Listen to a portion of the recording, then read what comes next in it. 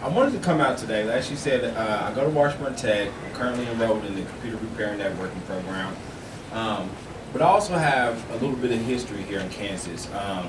My great uncle was, his name was Charles Bledsoe, and he participated in the Brown versus Board of Education. And so that's what I'm here today to speak to you guys about, human rights and the importance of human rights. Black history has always been about human rights. So as a young black African American male, I was always intrigued about black history in America. I've never personally experienced the things that my ancestors have, because a lot of people, when you get on these type of subjects, a lot of people say, well, you know, why are you bringing this up? Because you don't have to go through it. But as a young adult and observing my environment, it's clear to see that in today's time, it's no different from back then. And so we need to take things a little bit more seriously. This is not about race, though. This is about the human rights that are violated every day. So what are human rights? Can anybody here give a clear definition of what human rights are? No? Okay, human rights are the rights that you have for just being human.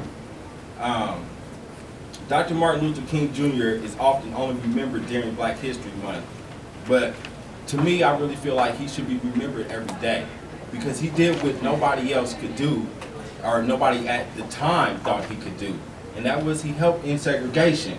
The same thing my uncle did, Charles Bledsoe, is he helped end segregation here in Topeka, Kansas.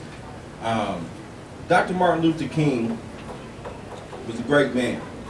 And as a people, we've gotten comfortable with our TVs, our smartphones, our PlayStations, our Xboxes, our laptops, or tablets. We've gotten so comfortable with these new forms of media that technology has literally changed the world, that the way that young people campaign and voice their opinions on human rights issues.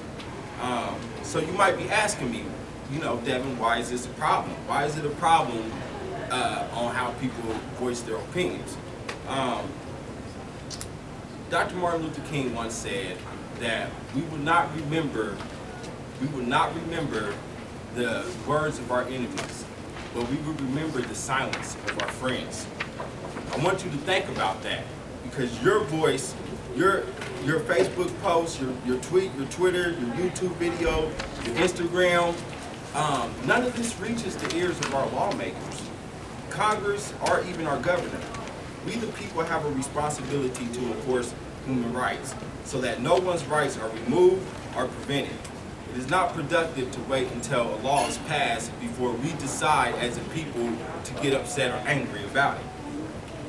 If we are to truly fight for the rights of other humans and ourselves, we need to march. We need to write our politicians.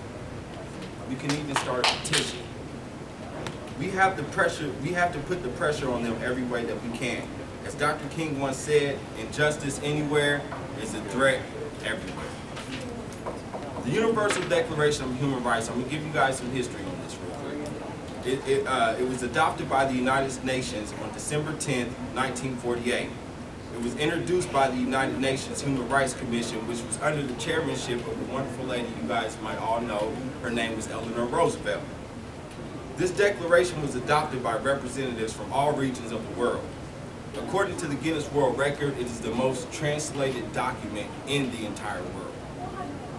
But I'm just going to give you guys a few. There's 30 human rights in this declaration, but I'm going to give you a few. Article 26, which is the 26th right that they came up with in this declaration, is the right to education. But I want to ask you guys something. If people have the right to education, then why are over 1 billion adults unable to read? That's billion with a B. The right to life, liberty, and personal security, including food and shelter. This is Article 3. But if people have this right, why are 16,000 children dying of starvation every day? That's one child every 5 seconds. Article 19, the right for freedom of speech, opinions, and information. So why are thousands in prison today for speaking their minds? Article 4, freedom from slavery. But if slavery has truly been abolished, then why are 27 million people still enslaved to this very day? It's 27 million people. That's more than twice as many as the 1800s. That's not good. The fact is that when the Universal Declaration of Human Rights was signed, it did not have the force of law. It was only considered as optional. Today, this declaration is only considered as words on a page. So who will make these words a reality? It's up to us. When Dr. King marched for racial equality, he marched for rights that were guaranteed by the United Nations almost 2 decades before he marched. These rights were already guaranteed, but still he fought because he had to. Those who fight today against torture, poverty, and discrimination are just people like you and me, not superheroes. Free-thinking individuals who realize human rights is not just a history lesson. They are the responsibility that we have to respect each other, to help each other, to stand up for those in need. I want to end my speech today with one last quote from Dr. King. He said, if you can't fly, then run. If you can't walk, if you can't run, then walk. If you can't walk, then crawl. But whatever you do, you have to keep moving forward. Human rights are still in trouble today, and we need your help. We need your voice. Don't get so comfortable with life and technology that you no longer fight for the rights that are still needed by so many. Just because you're comfortable, there are millions of people on this earth who aren't, and our voice makes a difference. Medical marijuana patients need your help in Kansas. This is a serious issue. I mean, science, doctors have all pretty much agreed that medical marijuana carries benefits for patients. These people can't fight for this by themselves in Kansas. They need your help. They need your voice. The LGBT movement needs your help in Kansas. Laws are being created to discriminate on those who have done no wrong or harm to you and I. No one should have to be denied service because of their sexuality. I mean, that's pretty ridiculous. And that's a law that has been proposed here in Kansas. This affects people. I'm personally, myself, I'm not gay, I'm not bisexual, I'm not transgender, but I have family and I have friends who are.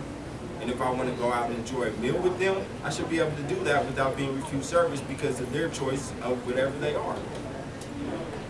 The NSA and various other government agencies are invading on the privacy of people like you and me, slowly removing our right to free speech and privacy. The fight for human rights still goes on. Don't allow others' rights to be abused while slowly losing your rights at the same time. My name is Devin, and I'm more than a student, I'm more than a father or an individual. I'm an activist for human rights. Thank you.